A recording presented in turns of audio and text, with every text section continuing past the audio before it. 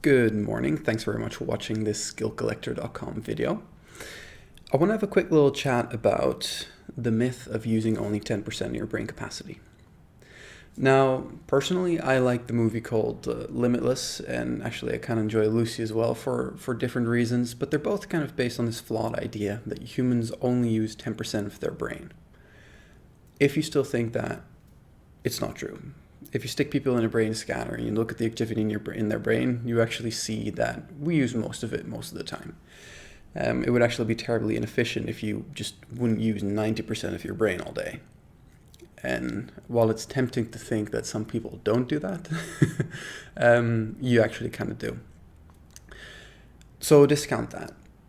I think, however, that is irrelevant and not interesting at all. What's interesting to me more is potential. It's not about whether you use all of your brain. And the analogy I like to use is that of a computer.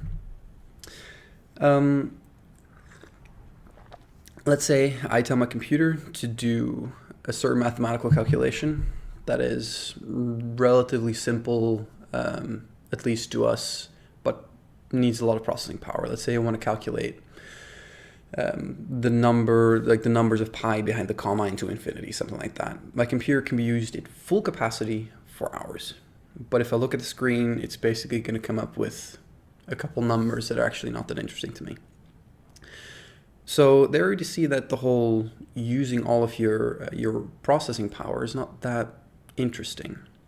What I'm far more interested in is what happens with some people that use their brain differently. People who have a freakishly good memory. You know, these people that you've seen, you can see it with some of these discovery shows, these whole superhuman things, people who for some reason remember everything about their lives. So if you tell them to go back 20 years in the morning, they can tell you what they ate for breakfast. And they're relatively normally functioning people.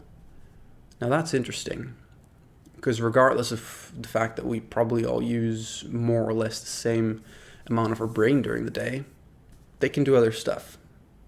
And I want to be able to do that stuff. So it doesn't really have anything to do with how much of your brain you use. It has to do with how you use it. And if you take that computer analogy, it's not so much about how much of your processor or how much of your hard drive you're using. It's about the software you're running on that computer.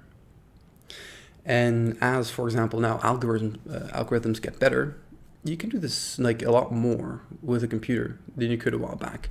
Yes, computers get more powerful, but the software running them also gets a lot more powerful.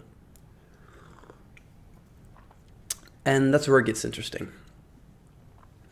Regarding the brain, there's a couple other things I want to mention. I'm not entirely sure that the whole looking at the structure of the brain in order to discern what it does on a mental level is entirely right. Now, I did some cognitive neuroscience and some psychology, and sometimes they combine a little, and sometimes they don't.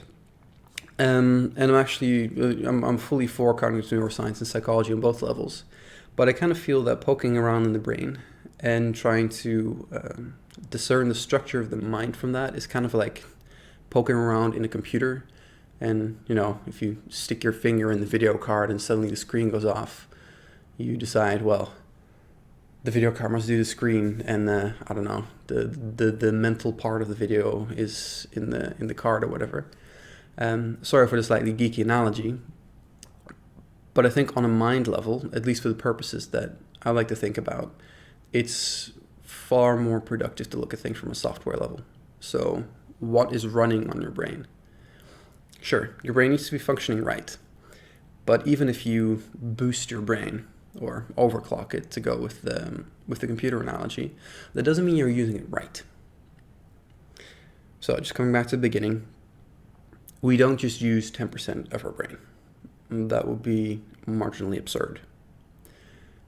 You could say that we use only a part of our brain's potential, depending on how you define potential. I wouldn't be comfortable with stating 10%, because that's a number that just sort of appeared throughout history without apparent reason. Now, if you have any fun techniques that you use to boost your brain, to boost your memory, processing, whatever, do share. I'm a very big fan of all of them. Anyway, thanks for watching, and if you enjoy these videos, please do subscribe, check out the other blog posts at skillcollector.com, and I hope to see you in future videos.